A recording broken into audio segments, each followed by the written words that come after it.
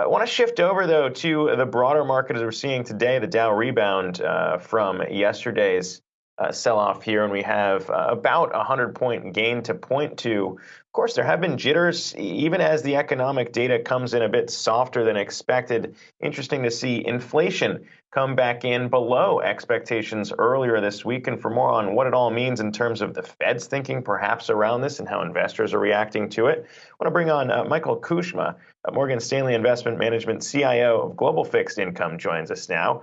Michael, appreciate you taking the time here to chat with us today. I mean, as we've been discussing, it is kind of remarkable to see investors kind of settling in now on the inflation front, despite the fact that things are running so hot. More people buying into this kind of transitory debate. So what do you make of it when you look at kind of the underlying fundamentals in the market right now as kind of signs that things maybe are improving? Well, there's a couple of conflicting forces at work in the economy and impacting inflation, impacting interest rates.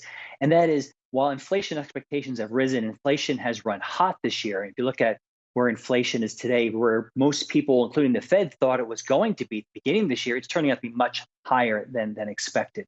On the other hand, the economy has decelerated much faster in the second half of this year than anticipated.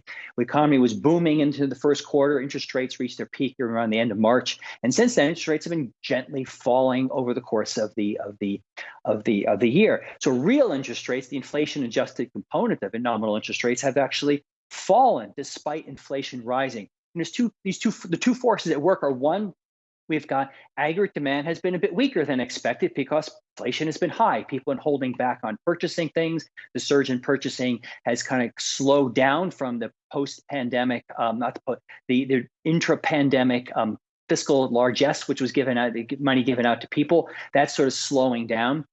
In addition to that, higher prices are reducing people's demand for certain goods, and then we have supply constraints on production of goods. So we have a confluence of forces which are collaborating to generate this weird combination of rising inflation, falling real rates, and the falling in real rates has been overcoming the rise in inflation. So the actual nominal interest rate, the 10-year Treasury yield, has actually been falling of late. The inflation report yesterday was good and bad news. It depends on where your stance are. If you're an inflation dove, you say good news, second month in a row. It's fallen, it's slowed down. It's auguring well for an inflation soft landing next year or 2023. On the other hand, inflation hawks would say, yeah, a lot of the COVID reopening sectors have showed lower inflation, but underlying inflation still looks pretty robust and no signs of really slowing down and coming down closer to where the Fed thought it would be, meaning the Fed is on target to taper this year and raise rates at some point in late 22, early 23.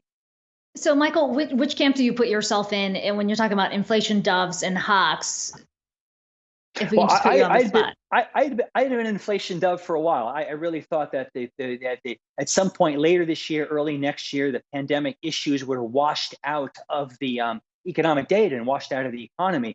But the supply side disruptions, the resurgence of the COVID pandemic through the Delta variant, I think has put a spanner in the works. It's made it more complicated for the economy and for analysts and investors like myself to figure out what's going to happen. So I'm a disappointed inflation dove. So I'm more worried the probability of higher inflation than expected next year has risen. And unless the supply disruptions, labor supply shortages don't ameliorate in the next couple of months, I think the Fed will be confronted with a much higher than expected in 2022 inflation rate. But I'm still optimistic it will come down, but we're getting to crunch time soon.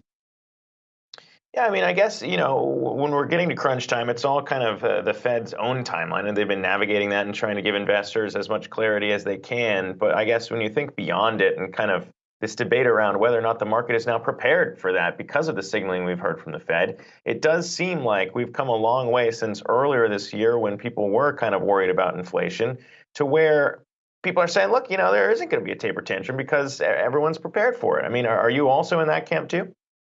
I think that I am in that camp in the sense that tapering, I think, is well understood. It's discounted in the market as long as it's done in a reasonable fashion, in meaning that it's relatively slow, no faster than 6 months. The mortgage-backed security treasuries are done sort of equally proportionally, such that there's not tilting one versus the other, and that it's not done faster than sort of by ending mid-year. I mean, tapering being completed by the middle of next year. But with inflation running as hot as it is in the economy, it's still doing well. It's been disappointing in this quarter, but it's still doing well. But you could easily argue that the need for emergency monetary policies, meaning QE, is no longer required. The zero interest rate policy is easy enough, especially with inflation where it is today.